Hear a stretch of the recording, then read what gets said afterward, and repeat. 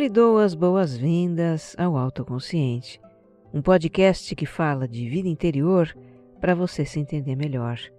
Eu sou Regina Gianetti, instrutora de Mindfulness, a sua repórter da alma, compartilhando reflexões e ações para uma vida com mais autoconsciência. A minha intenção é que ao terminar um episódio, você se sinta melhor do que quando começou.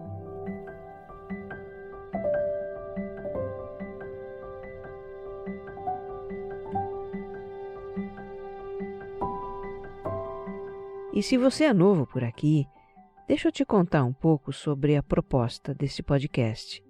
O Autoconsciente é serial. Os episódios formam como que uma jornada de autoconhecimento. A minha sugestão para você é ouvir desde o começo, na sequência, mas isso não impede você de pular para um ou outro tema que tem tudo a ver com o seu momento, né? Depois você retoma a sequência. A cada 15 dias, em domingos alternados, sai um episódio novo. Escuta sem pressa, um episódio por vez, e reflita um pouco.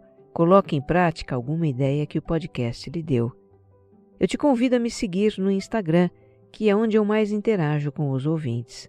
Os meus perfis são regina.gianetti e você mais centrado. E se você gostar do que vai ouvir aqui, compartilha nas suas redes sociais e grupos de mensagens. O que faz sentido para você pode fazer também para muito mais gente.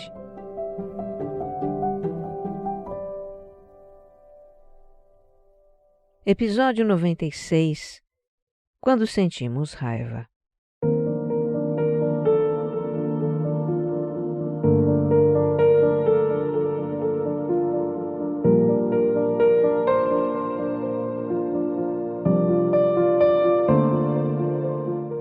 Nós vamos aqui falar da raiva como uma emoção primária, da qual derivam outras, como se ela fosse uma cor que apresenta vários matizes na paleta das emoções humanas.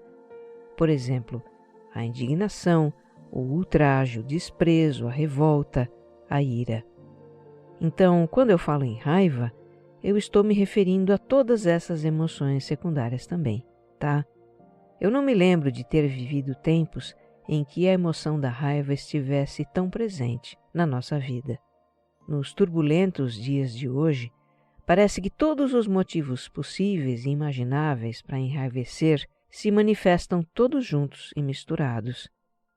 Raiva a gente vê por aqui, inflamada por antagonismos políticos, preconceitos vários, divergências ideológicas ou religiosas, conflitos de opinião, inflamada por diferenças de entendimento do que é real, do que é ético, do que é moral, do que é direito. Assistir telejornal ou navegar um site de notícias é um teste para os nervos. Como não se indignar com casos de corrupção, descasos com a vida humana, a destruição do meio ambiente, com flagrantes de desrespeito, crueldade, discriminação, negacionismo? Bem, já tá bom de exemplos, né? Começa a me dar um nó no estômago. E nem falamos ainda de redes sociais, hein? Nós vamos falar disso logo mais. E não só na esfera social da vida, mas também na esfera privada, claro.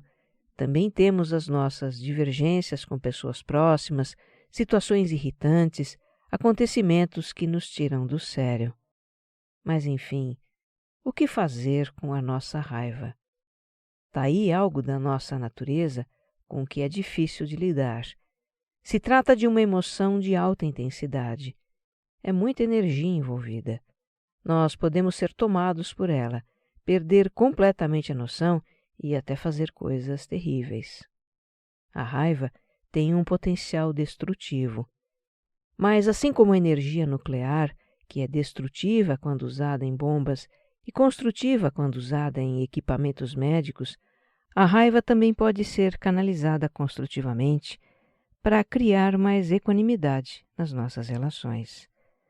Neste episódio, eu compartilho com você a abordagem da comunicação não violenta, a CNV, para lidar com a raiva construtivamente.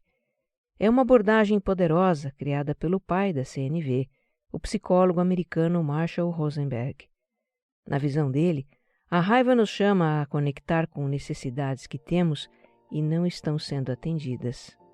Olha, se a visão e o método da CNV para lidar com a raiva fossem ensinados às pessoas desde cedo na vida, assim como ler e escrever, o mundo estaria muito diferente. Mas nunca é tarde para começar, né? Então, bora lá.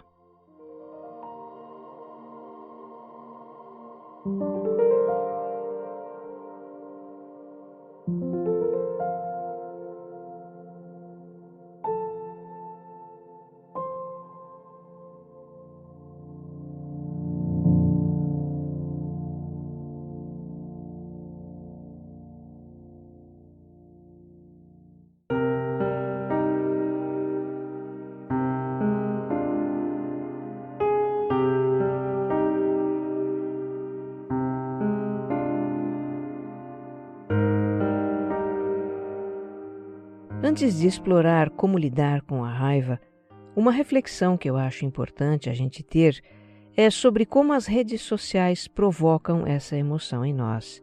Se já não bastassem as situações da vida offline que nos indignam, vêm das redes muitos outros estímulos para nos indignar. Talvez você tenha assistido o documentário O Dilema das Redes, produzido pela Netflix. Está fazendo 1 ano que ele estreou. Se você não assistiu, fica a dica, tá? Eu vou falar um pouco desse documentário porque ele conta como o mundo digital se tornou um amplificador da raiva na nossa vida. Quem aparece ali são ex-executivos de grandes empresas de tecnologia, Google, Facebook, Twitter, YouTube e outras. Eles contam como as redes sociais são arquitetadas para nos manter conectados o maior tempo possível, pois é assim que elas atraem anunciantes e fazem dinheiro. Um dos assuntos é como funcionam os tais algoritmos, os programas de computador capazes de aprender sobre os nossos interesses e nos mostrar conteúdos atraentes, que é para nos manter mais tempo conectados.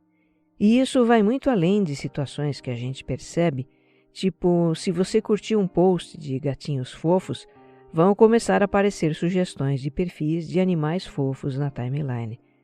Vai muito além disso. Todas as nossas interações no ambiente digital, buscas, páginas que acessamos, posts que comentamos, vídeos que assistimos, aqueles testes de personalidade, todas essas informações são armazenadas e formam um perfil muito detalhado de cada um de nós. E esse perfil fornece os critérios para que os algoritmos selecionem o que nós vamos ver nas buscas de internet e nas redes. No documentário é dado um exemplo de como isso funciona. Eu não tinha ideia e fiquei impressionada. Várias pessoas buscam notícias sobre aquecimento global, tá? Para umas vai aparecer a manchete "Aquecimento global é causado pela humanidade". Para outras vai aparecer "O aquecimento global tem causas naturais". Umas vão ver "Cientistas alertam para a ameaça do aquecimento global". Outras vão ver "Fulano contesta cientistas sobre o aquecimento global". Umas vão ver "O desastre do aquecimento global". Outras vão ver "Aquecimento global é uma farsa". O que vai aparecer nos resultados das buscas tem a ver com aquilo que os algoritmos inferem que é do interesse das pessoas, para que elas passem mais tempo conectadas. Ou seja, os conteúdos que nós vemos nas redes são selecionados segundo os nossos vieses e preferências, a nossa visão de mundo, que é apreendida pelos algoritmos.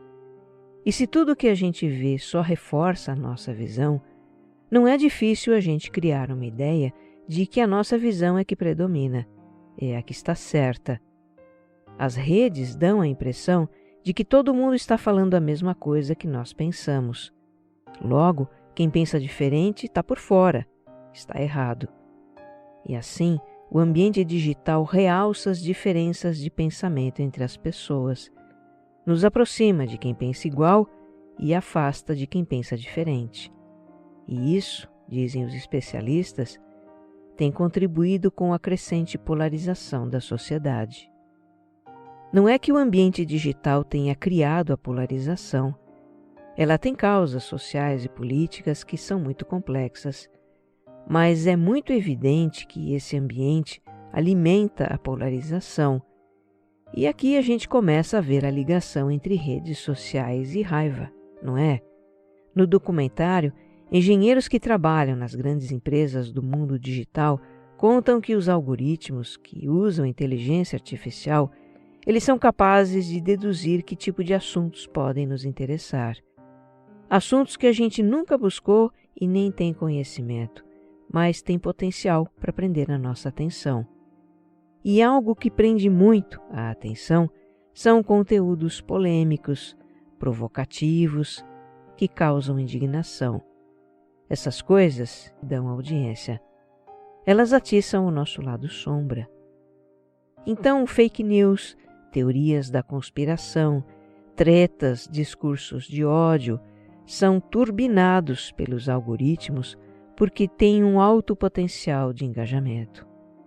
E os algoritmos também se encarregam de amplificar a visibilidade de reações indignadas dos usuários aos conteúdos das redes sociais. Com mais visibilidade para os seus comentários raivosos, os usuários ganham mais likes, o que é uma recompensa para esse comportamento que estimula a sua repetição.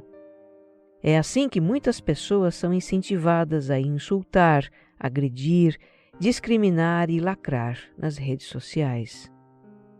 Que os algoritmos recompensam a indignação nas redes, isso foi comprovado por um estudo da Universidade de Yale. Os pesquisadores dizem que, por um lado, a indignação pode ser benéfica para a sociedade quando chama a atenção para injustiças e para a transgressão de leis ou direitos humanos. Mas a indignação também contribui para o assédio de pessoas, a disseminação da desinformação e a polarização política. Esse estudo não foi citado no documentário, tá? Eu encontrei na minha apuração para esse episódio. Para mim, tomar conhecimento dessas questões reforçou a minha disposição de filtrar os conteúdos com que eu interajo nas redes e na internet. Eu não preciso clicar em tudo que me é apresentado. Eu não compartilho nada que seja duvidoso e muito menos raivoso. Eu não tenho que comentar e nem rebater aquilo com o que eu não concordo. O mundo digital tem muita coisa boa que nos acrescenta e tem muita coisa tóxica também. E somos nós que escolhemos quais são as vibes que queremos amplificar.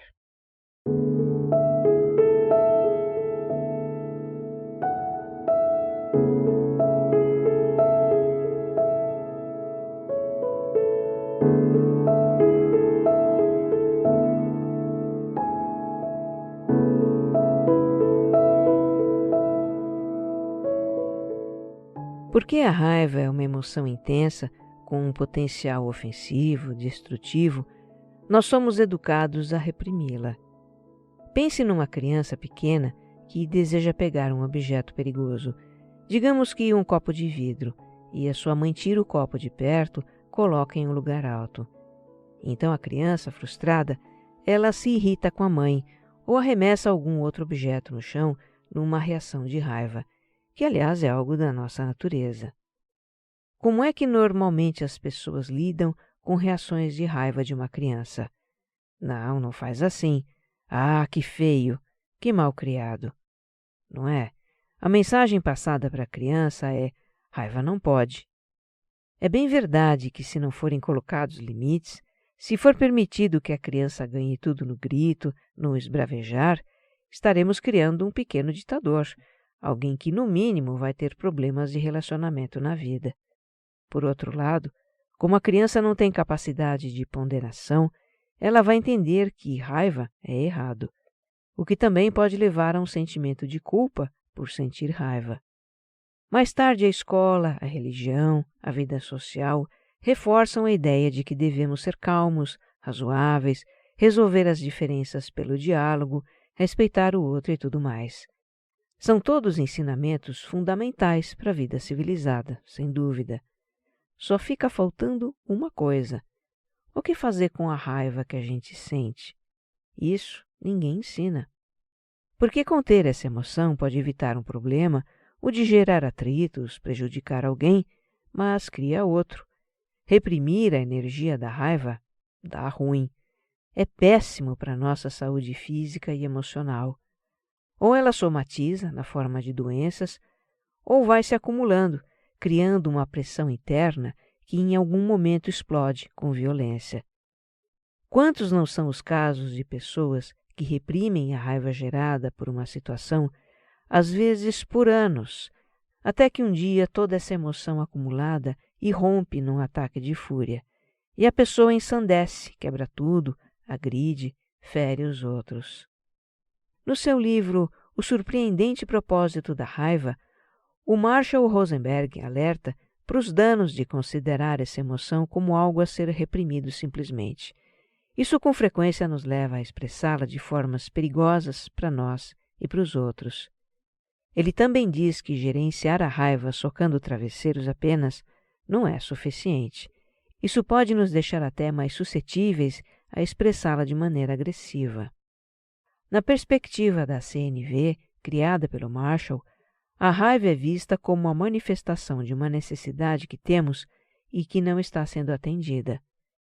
Ele compara essa emoção àquela luzinha que pisca no painel do carro, sinalizando algo importante sobre o motor.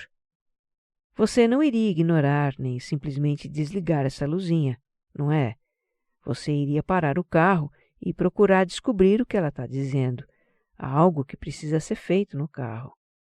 Pois para a CNV, a raiva sinaliza algo importante sobre nós, algo que não pode ser ignorado. Precisamos procurar no nosso interior o que esse sinal está dizendo e fazer algo com relação a isso. Bem, se tem alguém que foi uma grande autoridade para falar sobre raiva, esse alguém foi o Marshall. Ele era doutor em psicologia e dedicou 40 anos da sua vida à mediação de conflitos entre pais e filhos, maridos e esposas, chefes e funcionários, palestinos e israelenses, sérvios e croatas e entre grupos rivais de vários países africanos. Até me debruçar sobre a questão da raiva para este episódio, eu não conhecia esse livro do Marshall e achei genial. Fazer o que ele propõe é como que virar uma chave. A raiva é transmutada numa outra emoção e traz uma percepção cristalina de algo que nós precisamos. E aí sim, a gente pode tornar uma energia potencialmente destrutiva em construtiva.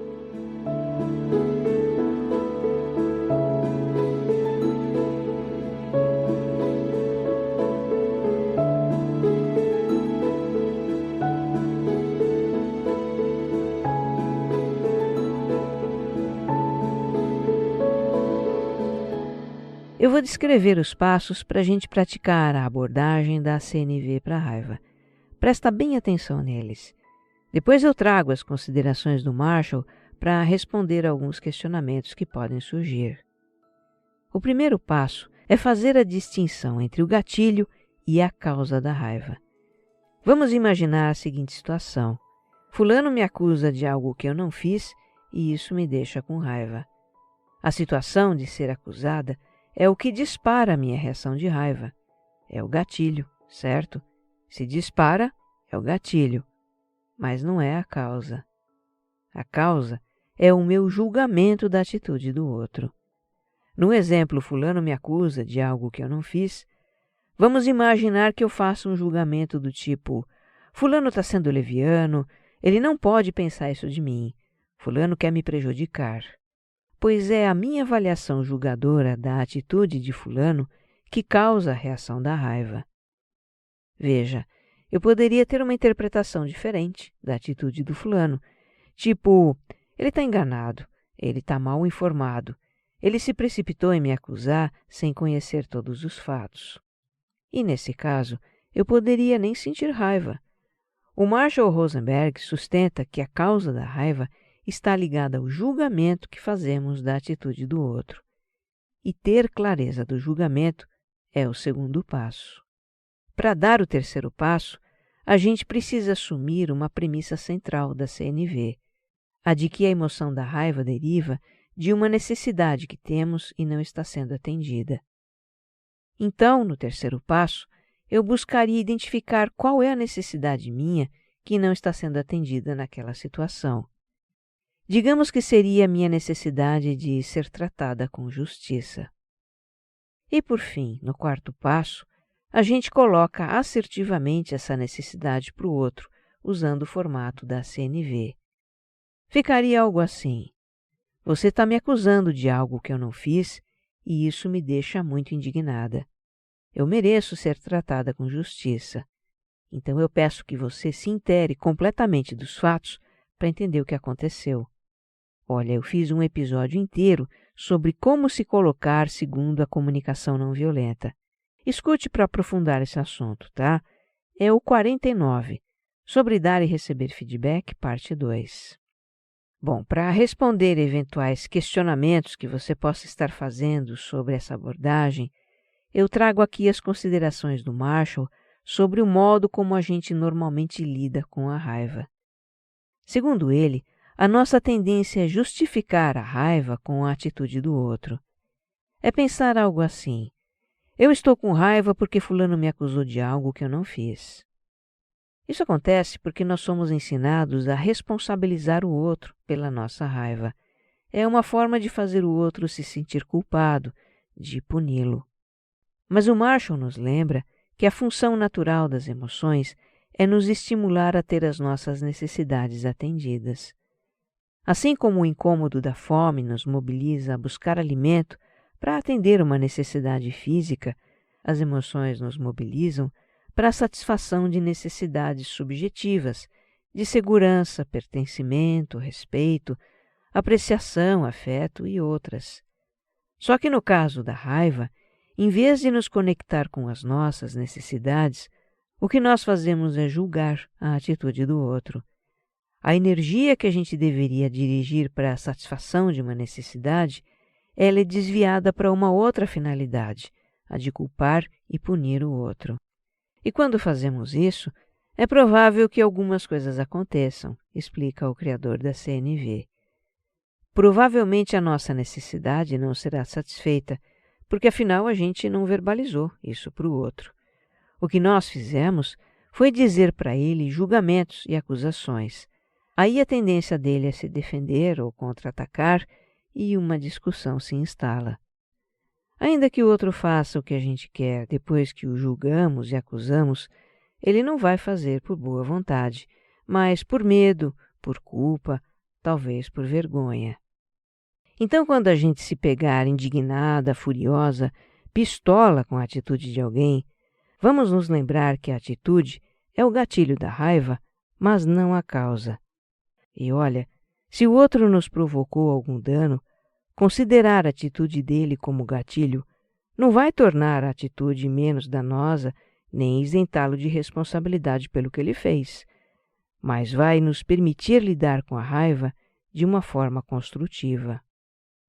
Porque veja, se ao sentir raiva a gente observar o que está pensando sobre a situação e a pessoa, isso imediatamente muda a direção da energia para dentro, para o nosso interior. E uma vez que estamos olhando para dentro, podemos entrar em contato com o que a gente realmente gostaria que o outro fizesse naquela situação. É então que nós podemos realizar o propósito da raiva, como propõe o Marshall na comunicação não violenta. Comunicar ao outro sobre a nossa necessidade que não está sendo atendida.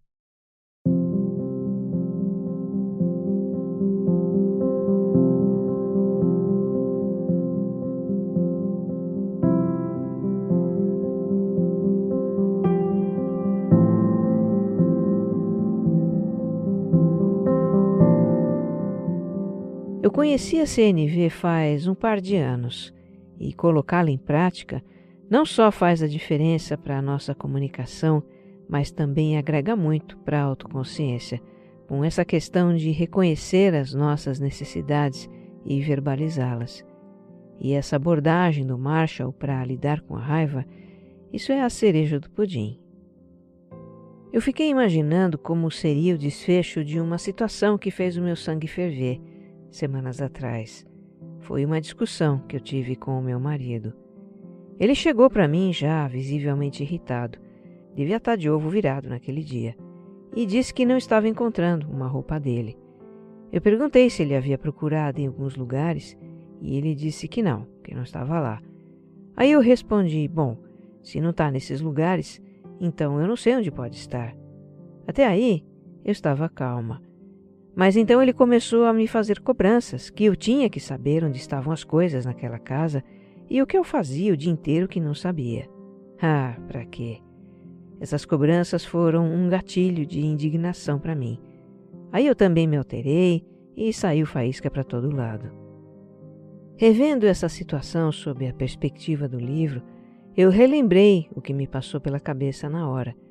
Que o meu marido estava me achando uma folgada, que folgado era ele que queria tudo na mão e que ele não via o quanto eu me ocupo com o meu trabalho e a casa. Primeiro veio um sentimento de injustiça e depois uma ponta de tristeza. Então eu entendi que a necessidade que não estava sendo atendida naquela situação era de ser reconhecida pelo que eu faço pela minha família. Sabe, a emoção da raiva nada mais é do que uma defesa. É o espinho que protege as nossas fragilidades. Os olhos faíscam, um fogo sobe até o rosto e a voz dispara farpas. Mas dentro de nós, lá no fundo, nos sentimos vulneráveis. Eu acho que preciso treinar um bocado a abordagem da CNV para lidar com a raiva. Quem sabe, numa eventual próxima discussão, espero que não tão próxima, eu possa comunicar do que eu preciso com clareza e sem faíscas. Basta que uma das partes de um conflito use essa forma de comunicação para que ela facilite a resolução do conflito. E essa resolução se dá não porque um dos lados vence, mas porque ambos reconhecem suas próprias necessidades e as do outro, dialogam e encontram meios para satisfazê-las. Até conflitos de ódio sangrentos, de guerras civis, já foram resolvidos dessa forma, como conta o Marshall nos livros dele, cuja leitura, aliás, eu super recomendo. São transformadores. Ele foi um homem muito espiritualizado, e a CNV surgiu da sua busca por uma espiritualidade prática, por meio da conexão profunda com as pessoas. No seu livro Vivendo a Comunicação Violenta, ele diz assim, abre aspas, estou conectado com a amada energia divina quando me conecto com os seres humanos dessa maneira. Então, Deus fica muito vivo para mim. É uma dádiva quando você se revela de maneira transparente e franca, a qualquer momento, com o único propósito de mostrar o que está vivo em você. Não para culpar, criticar nem punir, mas só para dizer, aqui estou eu e eis o que eu gostaria. Essa é a minha vulnerabilidade neste momento. Para mim, essa é uma forma de manifestar amor. A outra maneira é pelo modo como recebemos a mensagem do outro. Recebê-la com empatia, conectando-se com o que está vivo nessa pessoa, sem fazer julgamentos. Apenas ouvir o que essa pessoa gostaria. Fecha aspas. Eu iniciei este episódio falando dos nossos tempos turbulentos e raivosos. Tenho certeza de que não é nada disso que todos nós gostaríamos de estar vivendo, mas não estamos sabendo como mudar o que está aí. Bem, a comunicação não violenta é um caminho. Que você esteja bem. Um abraço.